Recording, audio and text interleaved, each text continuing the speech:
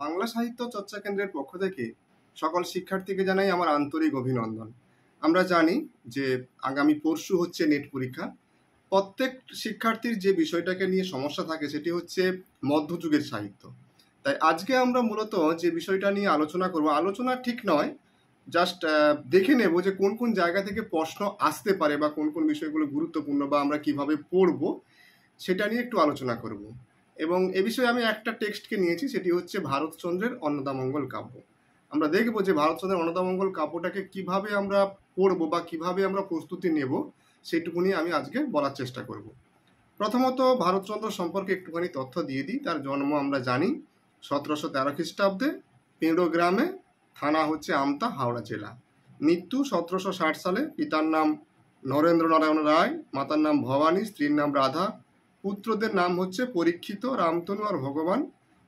এটা হচ্ছে তার সম্পর্কে ধারণা। এবং তিনি শুধু খালি যে অন্নদামঙ্গল কাব্য লিখেছেন তা তো নয়, তিনি আরও কয়েকটি কাব্যগ্রন্থ লিখেছে। সেগুলোর মধ্যে হচ্ছে সত্যপীরের কথা, রসমঞ্জুরি, নাগাষ্টক, গঙ্গাষ্টক, চণ্ডী নাটক, কবিতাবলী, পত্রানুবাদ এবং অন্নদামঙ্গল। অন্নদামঙ্গল লিখেছেন তিনি 1752 খ্রিস্টাব্দে এবং এর তিনটে পার্ট আছে, অন্নদামঙ্গল, বিদ্যাসুন্দর আর একটা হচ্ছে মানসিংহ। এবারে চলে আসে এই যে অন্নদামঙ্গল কাব্যে কতগুলো ভণিতা পাই। আমরা প্রত্যেকে জানি যে ভণিতা কি। বিশেষ করে মধ্যযুগের সাহিত্যে ভণিতা খুবই গুরুত্বপূর্ণ, তার কারণ এখানে কবি তার নামটা বলে দেয়। যে যেমন আধুনিক সাহিত্যে কি হচ্ছে, যিনি লিখছেন তার নাম আমরা একবারে প্রথমেই শুরুতে পাই, কিন্তু মধ্যযুগের সাহিত্যে আমরা দেখব যে কোন একটা সবই তো কবিতা আকারে লেখা, তো সেক্ষেত্রে ওই লেখাটার শেষে সে কিন্তু তার নামটা বলে যাচ্ছে আর কি। হ্যাঁ, তার নামটা বলে দেয়। বৈষ্ণব সাহিত্যের ক্ষেত্রে একই রকম, মধ্যযুগের সব সাহিত্যে আমরা দেখব যে রচয়িতা তার নামটা কিন্তু ওই শেষে বলে দেয়, এটাকে আমরা ভণিতা বলি। তো ভারতচন্দ্রের অন্নদামঙ্গল কাব্যে বিশেষ করে প্রথম খণ্ড আমাদের আলোচ্য বিষয়, সেখানে আমরা 10 রকমের ভণিতা পাই। ঠিক আছে, 10 রকমের ভণিতা পাই। যেমন ভারত, 1 হচ্ছে ভারত, 2 ভারত ব্রাহ্মণ, 3 হচ্ছে রায় গুণাকুর, 4 হচ্ছে ভারতচন্দ্র, 5 ভারতচন্দ্র রায় গুণাকুর, 6 হচ্ছে কবি রায় গুণাকুর, 7 হচ্ছে দ্বিজ ভারত, 8 হচ্ছে গুণাকুর আর 10 হচ্ছে ভারত কবি গুণাকুর রায় এবং রাধানাথ। এই নামগুলো আমরা ভণিতাতে পাই। তোমরা যদি টেক্সটটা দেখো তাহলে সেখানে পেয়ে যাবে, আর যদি না পাও তাহলে যদি কেউ ইন্টারেস্ট থাকো তাহলে কমেন্ট করে জানাবে, আমি প্রত্যেকটার একটা করে নিদর্শন দিয়ে দেবো কমেন্ট বক্সে। ঠিক আছে, এবারে আমরা যে বিষয়টা নিয়ে কথা বলবো, যে একটু আগে আমরা বলেছিলাম যে অন্নদামঙ্গল কাব্যের 3টে খণ্ড আছে। অন্নদা মঙ্গল বা যেখানে অন্নদার মাহাত্ম্যর কথা বলা হয়েছে মধ্যযুগের চিরাচরিত রীতি মেনে, যেখানে মঙ্গল কাব্যের সমস্ত দেবদেবীর যে পুজো প্রচার মাহাত্ম্য। কিন্তু এখানে আমরা দেখব অন্নদামঙ্গল কাব্যে যে পুরো একদম পৌরাণিক বিষয় বা দেবদেবীর মাহাত্ম্য তা নয়, আধুনিক যুগের অনেক রক্তে মাংস করা মানুষের অনেক বিষয় সেখানে আছে। সেই বিতর্কে আমরা যাব না, যেহেতু আমরা ইউজিসি নেটের প্রিপারেশনের কিভাবে নেব সেটা আলোচনা করছি, সেই বিষয়টা আমরা আলোচনা করব না। অর্থাৎ 3টে খণ্ড, একটা হচ্ছে অন্নদামঙ্গল বা অন্নদা মাহাত্ম্য, 2 হচ্ছে কালিকা মঙ্গল বা বিদ্যাসুন্দর বা বিদ্যাসুন্দরের প্রণয় কাহিনী, আর 3 হচ্ছে মানসিংহ বা অন্নপূর্ণা মঙ্গল এবং অন্নদার ভবানন্দ মজুমদারকে কৃপাকরণ, ওই তৃতীয় অংশটাতে আমরা দেখব। এবং আর একটা গুরুত্বপূর্ণ এখানে অনেক সময় প্রশ্ন আসতে পারে যে অন্নদামঙ্গল যে মুদ্রিত হয়েছিল, মানে কতজন প্রকাশ করেছে বা কোথা থেকে প্রকাশ হয়েছিল, কারা কারা প্রকাশ করেছে, এটা অনেক সময় দিয়ে দিতে পারে। আমরা দেখব যে 1816 খ্রিস্টাব্দে অন্নদামঙ্গলের যিনি প্রকাশক ছিলেন গঙ্গা কিশোর ভট্টাচার্য। 1823 খ্রিস্টাব্দে অন্নদামঙ্গলের প্রকাশক ছিলেন রাধামোহন সেন সম্পাদিত। 1829 সালে অন্নদামঙ্গল পীতাম্বর সেনের যন্ত্রে মুদ্রিত হয়েছিল। 1847 সালে ঈশ্বরচন্দ্র বিদ্যাসাগর সম্পাদিত হয়ে প্রকাশিত হয়েছিল। 1851 খ্রিস্টাব্দে আমরা দেখব মুক্তারাম বিদ্যানবিশের সহায়তায় সংবাদ পূর্ণচন্দ্রোদয়ের সম্পাদনায় কর্তৃক প্রকাশিত হয়েছে। 1886-তে বঙ্গবাসী সংস্করণ প্রকাশিত হয়েছে। 1902-এ অরুণোদয় রায় মুদ্রিত করেছে। 1942-এ সজনীকান্ত দাস ও ব্রজেন্দ্রনাথ বন্দ্যোপাধ্যায় সম্পাদিত, এবং বসুমতী সাহিত্য মন্দির থেকে অসংখ্যবার এর মুদ্রিত হয়েছে। তো যেটা অথেন্টিক অনেক সময় সেটা হচ্ছে এই সজনীকান্ত দাস ও ব্রজেন্দ্রনাথ বন্দ্যোপাধ্যায়, এটা অথেন্টিক হিসেবে ধরা হয়। এই বইটা তোমরা চাইলে ফলো করতে পারো।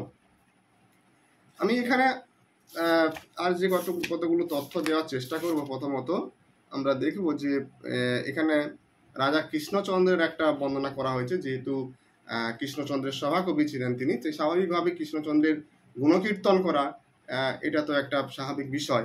তো সেটা আমরা একটু দেখে নেব। প্রথমত এখানে অনেক ঐতিহাসিক ব্যক্তিদের নাম পাই। রাজা কৃষ্ণচন্দ্র, সুজা খাঁ, সরফরাজ খাঁ, আলীবর্দী, সৌলতজঙ্গ, রুস্তমজঙ্গ, মুরাদ বাখর, ভাস্কর পণ্ডিতের নাম আমরা পাই। এবং আমরা দেখব অন্নদামঙ্গলে 4 সমাজের কথা বলা হয়, 4টে সমাজ। একটা হচ্ছে নদিয়া বা নবদ্বীপ সমাজ, একটা হচ্ছে অগ্রদ্বীপ সমাজ, একটা হচ্ছে চক্রদ্বীপ, আর একটা হচ্ছে কুশদ্বীপ সমাজ। অর্থাৎ এই 4টা যে সমাজের কথা বললাম এটা হচ্ছে 4টে প্রদেশ, যথা মধ্যপ্রদেশ, উত্তরপ্রদেশ, দক্ষিণ প্রদেশ আর হচ্ছে পূর্ব প্রদেশ। এই 4টা প্রদেশে বসবাসকারী হচ্ছে 4 সমাজ, এবং কৃষ্ণচন্দ্র এই 4 সমাজের অধিকারী ছিলেন। কৃষ্ণচন্দ্রের প্রথম পক্ষের 5 পুত্র, আমি শর্ট ভিডিওতে কোথাও একটা কৃষ্ণচন্দ্রের বংশধরদের নিয়ে আলোচনা করেছি, তাও একবার বলে দিচ্ছি, আপনারা এটা মনে রাখবেন, এটা কিন্তু গুরুত্বপূর্ণ একটা প্রশ্ন হতে পারে। রাজা কৃষ্ণচন্দ্রের প্রথম পক্ষের 5 পুত্র শিবচন্দ্র, ভৈরবচন্দ্র, হরচন্দ্র, মহেশচন্দ্র, ঈশানচন্দ্র। নামগুলো মনে রাখার কারণ হচ্ছে সবই হচ্ছে শিবের মানে শিবেরই নাম, মানে প্রত্যেকটি শিবেরই নাম আর কি। শিব, ভৈরব, হর, মহেশ, ঈশান প্রত্যেকটারই শিবেরই নাম। আর কৃষ্ণচন্দ্রের দ্বিতীয় পক্ষে 3 জামাই ছিল, রামগোপাল মুখুজ্জে, নন্দগোপাল বাড়ুরি আর শ্রীগোপাল চাটুর্যে। এখানে মনে রাখার কায়দা হচ্ছে সবই গোপাল ব্যাপারটা যুক্ত আছে এখানে। কৃষ্ণচন্দ্রের 2 ভগ্নিপতির নাম হচ্ছে অনন্তরাম মুখোপাধ্যায় আর বলরাম চট্টোপাধ্যায়। কৃষ্ণচন্দ্রের 3 ভাগ্নি জামাই হচ্ছে গোকুল বাড়ুজ্জে, কৃষ্ণজীবন মুখুজ্জে, গদাধর তর্কালঙ্কার। সবার সঙ্গে কৃষ্ণের একটা সম্পর্ক আছে, গোকুল কৃষ্ণ এবং গদাধর। কৃষ্ণচন্দ্রের পিসার নাম হচ্ছে শ্যামসুন্দর চট্টোপাধ্যায়।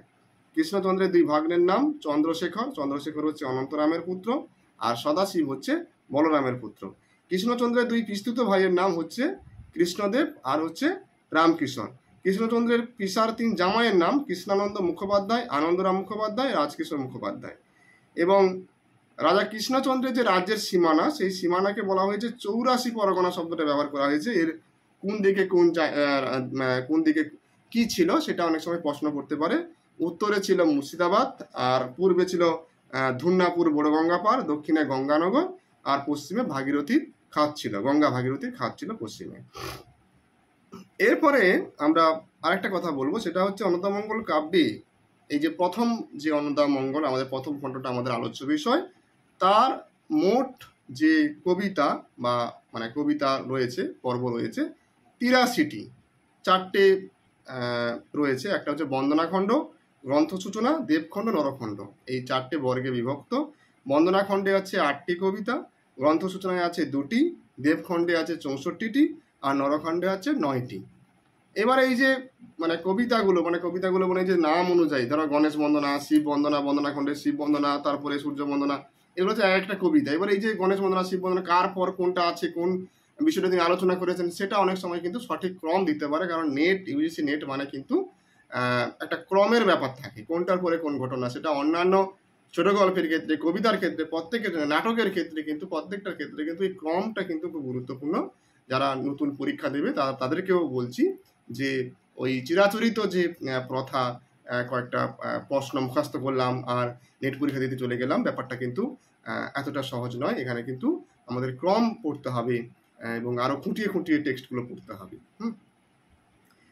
আমরা দেখবো অর্থাৎ মোট 83টি কবিতা এখানে দেখতে পাবো। আর আমরা আরেকটা যেটা ইন্টারেস্টিং বিষয় সেটা আমি বলবো যে ভারতচন্দ্র চৈতন্য উত্তর যুগের কবি, কিন্তু তিনি চৈতন্য বন্দনা করেননি। চৈতন্য উত্তরকালে প্রায় সাহিত্যে আমরা চৈতন্যের প্রভাব দেখতে পাবো, কিন্তু ভারতচন্দ্র চৈতন্য উত্তর যুগের কবি হয়েও তিনি চৈতন্যের বন্দনা করেন। এটা খুব গুরুত্বপূর্ণ অংশ, ঠিক আছে। এবং এরপরে আমি যে বিষয়টা এবার টেক্সটে চলে যাব, প্রথমত বন্দনাখণ্ড। বন্দনাখণ্ডে যে সমস্ত দেবতার যে বন্দনা করা হয়েছে তার সঠিক ক্রম কিন্তু পরীক্ষাতে দিতে পারি। তাহলে প্রথম হচ্ছে গণেশ বন্দনা, তারপরে হচ্ছে শিব, তারপরে সূর্য, তারপরে বিষ্ণু, তারপরে কৌশিকী, তারপরে লক্ষ্মী, সরস্বতী, অন্নপূর্ণা।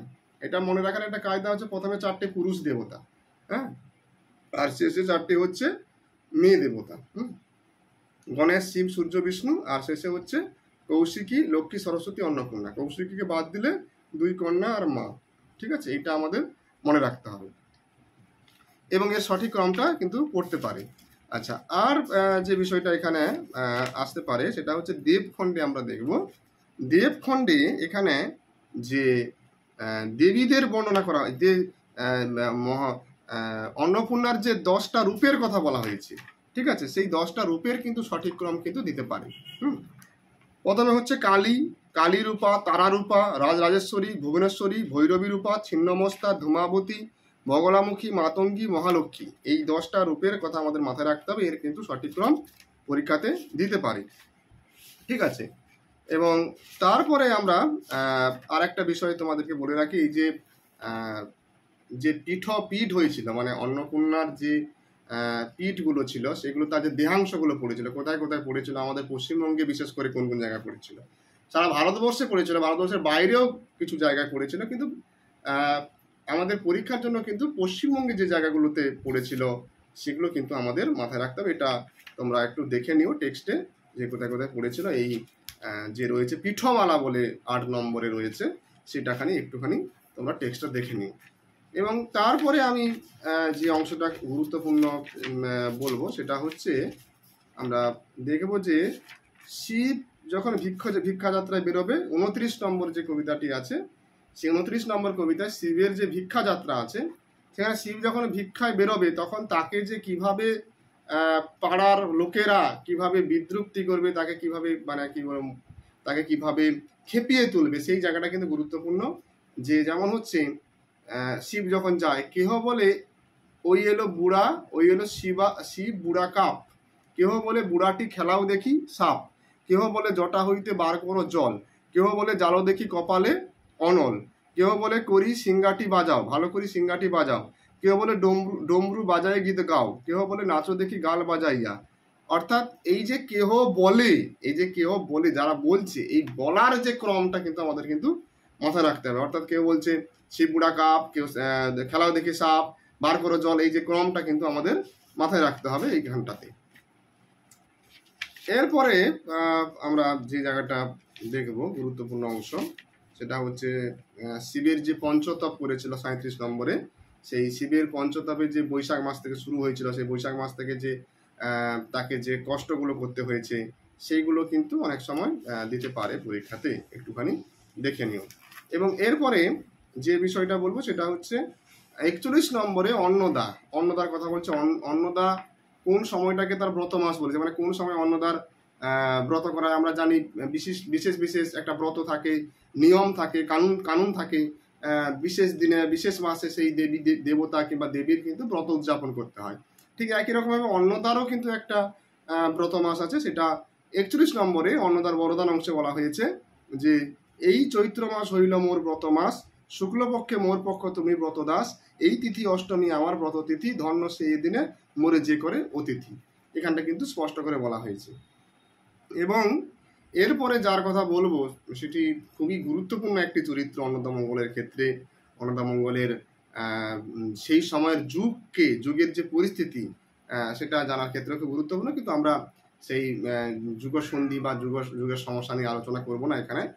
যে ব্যাস চরিত্রের মধ্যে যে দোলাচলতা, আসলে ব্যাস চরিত্রের মধ্যে দোলাচলতার মধ্য দিয়ে সেই সময়ের মানুষের মধ্যে যে একটা দোলাচলতা তৈরি হয়েছে, যে কোন দিকে যাবে বুঝতেই পারছে না, অস্থিরতা, যুগের যে অস্থিরতা, সেটা প্রভাব পড়েছে। কিন্তু এটা নিয়ে ডিটেলস আলোচনা করবো। সেই ব্যাস সম্পর্কে ব্যাস বর্ণনা 42 নম্বর কবিতাতে বলা হয়েছে।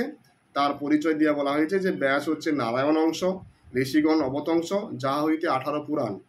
আমরা জানি যে মহাভারতের 18টি পর্ব রয়েছে, সেই 18টি যে পর্ব সেটা হচ্ছে এই ব্যাসের লেখা। এবং তার পিতার নাম হচ্ছে পরাশর, সুখদেব বংশধর, জননী যাহার সত্যবতী।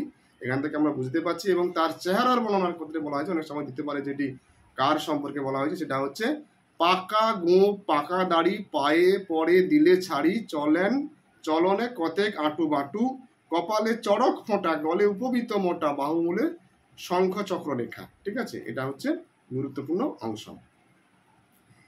এবং আমরা এরপরে যে অংশটা খানি বলবো সেটা হচ্ছে এই যে ব্যাস হচ্ছে কি ছিল, হরিভক্ত ছিল। ঠিক আছে, তাই হরিভক্ততে হরি ছাড়া কিছু বোঝে না। এবং সে খুব একনিষ্ঠ সমর্থক, মানে একনিষ্ঠ সমর্থক বলতে যার সমর্থক হবে একদম তারই থাকে, বাকিদের তিনি সে মানে কি বলে গালমন্দ করবে আর কি। এখানে আমরা দেখবো যেহেতু সে হরিভক্ত পরায়ণ, তো সেক্ষেত্রে সে অন্য কোনো দেবতার কে মেনে নিতে পারে না, তাই অন্যের নিন্দা করে। কিন্তু 43 এখানে বলা হয়েছে যে দেখো যে মোক্ষ ফল কেবল কৈবল্য হরিনাম, অন্য অন্য ফল পাবে ভোজি অন্য জনে, মোক্ষপদ পাবে যদি ভজ নারায়ণে। অর্থাৎ এই নারায়ণ বা যে হরির কথা বলা হয়েছে, এটা যদি হরিকে যদি ভজে তাহলে কিন্তু মোক্ষফল পাবে, অন্য কোনোটাতে সে পাবে না, এই কথা বলা হয়েছে। হ্যাঁ, এবং বলেছে যুক্তি করি দেখো বিষ্ণু বিনা মুক্তি নয়, তমগুণে অধগতি অজ্ঞানের পাকে, মধ্যগতি রজগুণে লোভে বান্ধা থাকে, সত্যগুণে তত্ত্বজ্ঞান করতল মুক্তি, অতএব হরি ভজ ঈশার যুক্তি, হরিকে ভজনের কথা বলা হয়েছে। কিন্তু আমরা পরবর্তীকালে দেখব যে এই ব্যাস তিনি কিন্তু হরি থেকে আবার শৈব ভক্ত হয়ে যাবে, সেটা বলছি। তো তিনি 48 নম্বর যে গানটা রয়েছে সেখানেও তিনি কিন্তু হরির গুণগান গেয়েছে, বলেছেন সর্বশাস্ত্রে বেদসার সর্ববেদে হরি, হর আদি আর যত ভোগের গোসাই। অর্থাৎ এখানে তিনি হরকে বিদ্রুপ করছে, খুব ইন্টারেস্টিং চরিত্র, আমরা দেখবো, মাথায় রেখো। তারপরে মোক্ষদাতা হরি বিনা আর কেহ নাই, অর্থাৎ মোক্ষ দিতে হরি একমাত্র রয়েছে, আর হরজ টর সব হচ্ছে ভোগের গোসাই। এবং এই বাক্যে ব্যাস যদি শঙ্করকে এইভাবে নিন্দা করলো, কিন্তু বিষ্ণু এটা মেনে নিতে পারেনি। কারণ বিষ্ণু বলছেন যে তুমি এইভাবে শিবের নিন্দা করে আমাকে তুমি পূজা করতে পারো না, কারণ যে শিব ছাড়া কিছু হবে না, এবং শিব আমি এক, এই কথাটা তিনি বলার চেষ্টা করেন, সেটা বিষ্ণুও বলবে শিবও বলবে, কিন্তু ব্যাস সেটা স্বীকার করবে না। তো দেখো এবারে বিষ্ণু বলছে আমার বন্দনা করি শিবের নিন্দিলা, যেই শিব সেই আমি, যে আমি সে শিব। শিবের করিলা নিন্দা কি আর বলিব, শিবের প্রভাব বলে আমি চক্রধারী, শিবের প্রভাব হইতে লক্ষ্মী মোর নারী, শিবেরে যে নিন্দা করে আমি তারে রুষ্ট, শিবেরে যে পূজা করে আমি তারে তুষ্ট, মোর পূজা বিনা শিব পূজা নাই হয়, শিব পূজা না করিলে মোর পূজা নয়। বলছে ব্যাস মনে মনে হয়তো ভাবছে, বলে যার জন্য করি চুরি সেই বলে চোর। কিন্তু শিব এবং হরি দুজনেই একই আত্মা, তো এই জন্য ব্যাসকে কিন্তু হরি বলবে যে শিব আর আমি এক, তুমি আমার প্রশংসা করে শিবের নিন্দা করতে পারো না, কারণ আমি আর শিব এক। তখনই কি করলো, ব্যাসের মধ্যে পরিবর্তন হলো, সে তখন হরিকে ছেড়ে হরকে ধরলো। শঙ্করে বিস্তর স্তুতি করিলেন ব্যাস, পথে কহিব কাশী খণ্ডতে প্রকাশ। হ্যাঁ, এবারে তিনি কি করেছেন না, হরিভক্ত হওয়ার জন্য তার যে লক্ষণগুলো, প্রত্যেকটা ধর্মের কিছু বাহ্যিক আমরা দিক দেখতে আড়ম্বর দেখতে পাবো, যে বিভিন্ন ধর্মে, সে শৈব হলে তার মধ্যে নামাবলী, শৈব নামাবলী থাকবে, যদি কৃষ্ণ ভক্ত হয় তাহলে কৃষ্ণ নামাবলী থাকবে, হাতে অনেকে আমরা জপমালা দেখতে পাই, শিব ভক্ত হলে রুদ্রাক্ষমালা দেখতে পাই। অর্থাৎ কিছু এই যে বাহ্যিক যে আড়ম্বরটা, রিচুয়ালগুলো, কে কোন মানে কে কোন দেবতার ভক্ত বা কে কোন ধর্মমতে বিশ্বাসী, সেটা কিন্তু বাহ্যিক আচরণে আমরা দেখতে পাই। তো এতক্ষণ যেহেতু সে হরিভক্ত ছিল, তাই হরিভক্ত হওয়ার জন্য যে যে লক্ষণগুলো তার মধ্যে ছিল সেগুলো সে সেবারে ছুঁড়ে ফেলে দেবে। এখানে রয়েছে দেখো এই 48 ব্যাসের শিবনিন্দা অংশের শেষে রয়েছে যে ছিড়িয়া তুলসী কণ্ঠী লম্বিমালা যত, পরিলা রুদ্রাক্ষমালা শৈব অনুগত। তুলসী কণ্ঠ, তুলসীর মালা হচ্ছে বিষ্ণু বা হরির ভক্তের, যারা হরিভক্ত তারা পরিধান করে, কিন্তু তুলসী কণ্ঠীকে তিনি ছিঁড়ে ফেললেন, রুদ্রাক্ষ মালা তিনি গ্রহণ করলেন, আর তুলসী পত্র ছুঁড়ে ফেলে দিলেন, বিল্লপত্র মানে বেলপাতা তিনি নিলেন, এবং ছাড়িলা হরির গুণ হরগুণ কই, এই হচ্ছে অবস্থা। কিন্তু সে হরিকে ছেড়ে যখন হরকে গ্রহণ করলো, তাতে কিন্তু হর যে একটা বিশেষ সন্তুষ্ট হয়েছিল তা কিন্তু নয়, হরও কিন্তু তার প্রতি রুষ্ট। হ্যাঁ, হর কি বলেছে, হর বলছে দেখো কি ব্যাপার, যে যবে ছিল বিষ্ণু ভক্ত মোরে না মানিল, এটা ব্যাসের ভিক্ষাবরণ 49 নম্বর কবিতাতে রয়েছে, যে যবে ছিল বিষ্ণু ভক্ত মোরে না মানিল, যদি হইল মোর ভক্ত বিষ্ণুরে ছাড়িল, কি দোষে মুছিল হরি মন্দির ফটায়, কি দোষে ফেরিল ছিড়ি তুলসী মালায়, হেরো দেখো তুলসী পত্রের গড়াগড়ি, বিল্লপত্র লইয়া দেখো গড়াগড়ি। বুঝতেই পারছো যে এরকম ব্যাপার। কিন্তু এখানে শিব বলছে ওই হরির মতো একই কথা বলছে, যে মোর ভক্ত হয়ে যে বা নাহি মানে হরি, আমি তো তাহার পূজা গ্রহণ না করি, হরি ভক্ত হয়ে যে বা না মানে আমারে, কদাচ কমলাকান্ত না চাহেন তাহারে। হরিহর দুই মোরা অভেদ শরীর। এখানে খেয়াল করবে, একটু আগে বিষ্ণু বলেছিল যে যেই শিব সেই আমি, যে আমি সে শিব। এখানে শিব বলছে হরিহর দুই মোরা অভেদ শরীর। তাহলে এইগুলো কে বলেছে, কি ব্যাপার, সেগুলো কিন্তু পড়তে পারে পরীক্ষাতে। তো এখানে কিন্তু আমাদের মাথায় রাখতে হবে। এবং আমরা দেখব যে ব্যাসের এহেন আচরণে ক্ষুব্ধ শিব সে কাশীতে ব্যাসের ভিক্ষা বারণ করে দিয়েছিল। হ্যাঁ, ভিক্ষা যাতে কেউ না দেয় বারণ করে দিয়েছিল। এবং এবং যে যখনই সে শিব যখন ব্যাসের ভিক্ষা বারণ করে দেয়, তখনই ব্যাস স্বাভাবিকভাবে রুষ্ট হয়ে যায়। রুষ্ট হয়ে সে কাশীবাসীর উপরে অভিশাপ দেয়। কি অভিশাপ দেয়? 50 নম্বর কবিতাতে কাশীতে সাব অংশটা রয়েছে, কি অভিশাপ দেয় সেটা আমরা একটু দেখে নেব। তিনি বলেছেন কি না, ধনবিদ্যা মুখ্য অহংকারে কাশীবাসী, আমারে না দিল ভিক্ষা আমি উপবাসী, তবে আমি বেদব্যাস এই দিনু সাপ, কাশীবাসী লোকের অক্ষয় হবে পাপ, অন্যত্র যে পাপ হয় তাহা খণ্ডে কাশী, কাশীতে যে পাপ হবে হবে অবিনাশী, ক্রমে 3 পুরুষের বিদ্যা হবে না, ক্রমে 3 পুরুষের ধনসম্পদ হবে না, ক্রমে 3 পুরুষের মোক্ষ হবে না। আর বলছে যদি বেদ সত্য হয় তাহলে আমার কথা অন্যথা হবে না। এটা কিন্তু বলেছে, যার ফলে শিব আরো রুষ্ট হয়ে যাবে। তিনি রুষ্ট হয়ে তিনি তাকে কাশী থেকে তাড়িয়ে দেবে। এবং শিব বলছে যে হরিহর দুই মোর অভেদ শরীর, অভেদ যে জন ভজে সেই ভক্তবীর, বেদব্যাস নাম পেয়ে নাহি মানে বেদ, কি মর্ম বুঝিয়া হরি হরে কর ভেদ, সেই পাপে তোর বাস না হবে কাশীতে, আমি মানা করিলাম তোরে ভিক্ষা দিতে। এটা 52 নম্বরে শিব ব্যাস কথোপকথনে শিব বলছে যে এই কারণে কিন্তু তাকে সেখান থেকে তাড়িয়ে দিয়েছি। কিন্তু শাক্তপদাবলিতে আছে, বা আমরা জানি যে কুপুত্র হয় কিন্তু কুমাতা কখনো নয়। অর্থাৎ এখানে আমরা দেখব যে শিব যখন তাকে এরকম বললো, তখন সে কি করলো, যে মায়ের কাছে গেল, মানে পার্বতীর কাছে গেল, যে জনক্ষেত্রে জননীর স্নেহ বড়। তাই জননী যদি তাকে স্নেহ করে, জননী তাকে যদি একটু দয়া করে, তাহলে এই শিবের অভিশাপ তার কিছু করতে পারবে না। কারণ জনক হইতে স্নেহ জননীর বাড়া, মার কাছে পুত্র যায় বাপে দিলে তা। হ্যাঁ, কিন্তু অন্নপূর্ণা বা পার্বতী তিনি শিবের যে আজ্ঞাটাকে মান্যতা দিলেন। বলছে তার যে তিনি যা বলেছেন সেটা কখনো অন্যথা হতে পারে না। তিনি বলছেন এইভাবে যে অলঙ্ঘ শিবের আজ্ঞা না হয় অন্যথা, কাশীবাস ব্যাস তুমি না পাবে সর্বথা। কাশীবাস, কারণ শিব যদি বলেছে সেটা কখনো অন্যথা হতে পারে না, সেটা হবে। তবে পার্বতী তাকে একটুখানি ছাড়পত্র দিয়েছিল যে আমার আজ্ঞায় চতুর্দশী অষ্টমীতে মণিকর্ণিকার স্থানে পাইবে আসিতে। এই মণিকর্ণিকার ঘাট কাছে দেখো বিখ্যাত ঘাট, আমরা এটা জানি যে সেখানে কিন্তু আসতে পাবে, ওই চতুর্দশী অষ্টমীতে ব্যাস কিন্তু আসতে পাবে। এটা পার্বতী বা অন্নপূর্ণা এই ছাড়পত্রটা দিয়েছিল, বাকি দিনে সে আসতে পারবে না, শিবের বচন অন্যথা হবে না। কিন্তু ব্যাস ছেড়ে দেওয়ার পাত্র নয়। ব্যাস কি করলেন না, তিনি জেদ করে বসলেন যে তিনি দ্বিতীয় কাশী নির্মাণ করবেন, ব্যাস কাশী নির্মাণ করবেন। এবং তিনি বলছে যে তবে আমি বেদব্যাস এইখানে পরকাশ করিব দ্বিতীয় বারাণসী, এ কথা তিনি বললেন।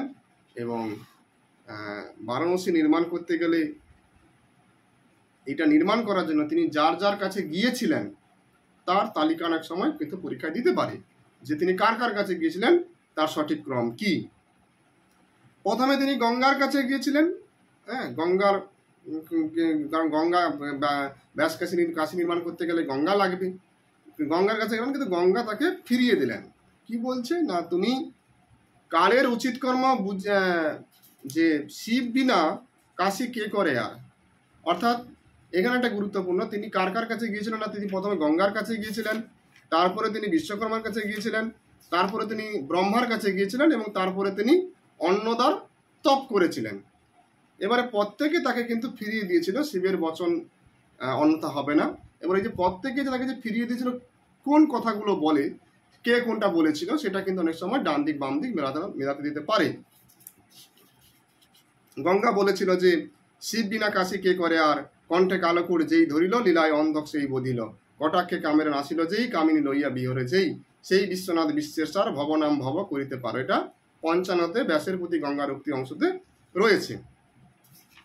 তো যখন ব্যাসের কথা যখন গঙ্গা রাখলো না, তখন স্বাভাবিকভাবে ব্যাস সে রেগে গিয়ে গঙ্গার নামে নানা রকম গাল মন্দ করে থাকে, যে জাহ্নবী বলিয়া তোর নাম, শান্তনু রাজারে লইয়া ছিলি তার নারী হয়ে, তার সাক্ষী বিশ্ব তোর বেটা, ইত্যাদি ইত্যাদি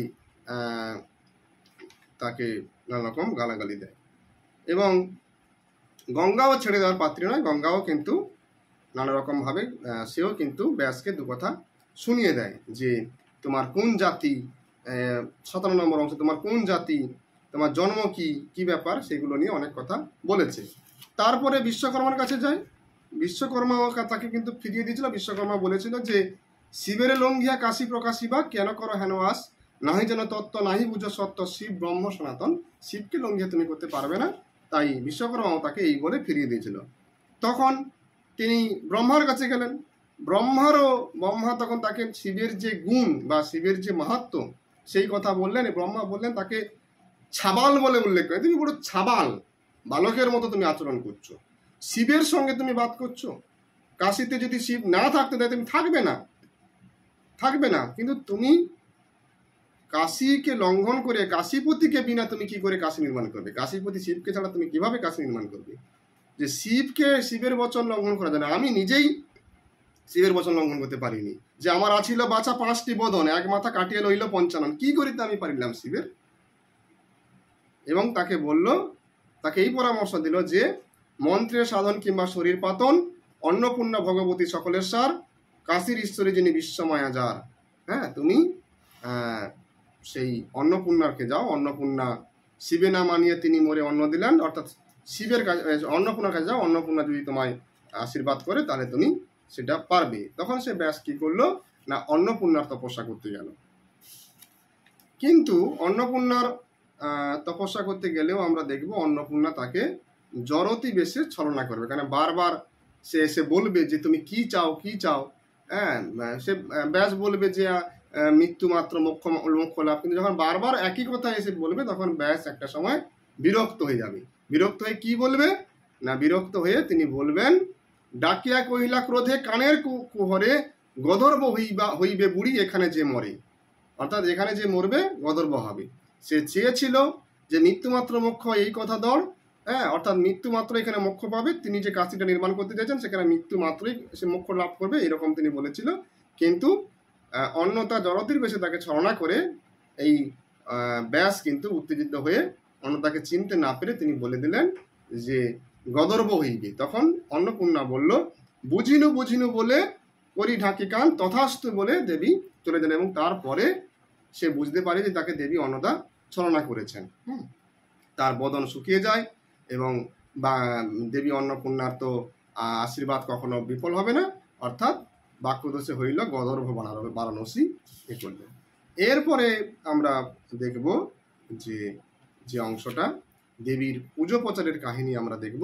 দেবীর পুজো প্রচারের জন্য আমরা দেখব দুজনকে সাপ দিয়ে পাঠানো হয়েছিল।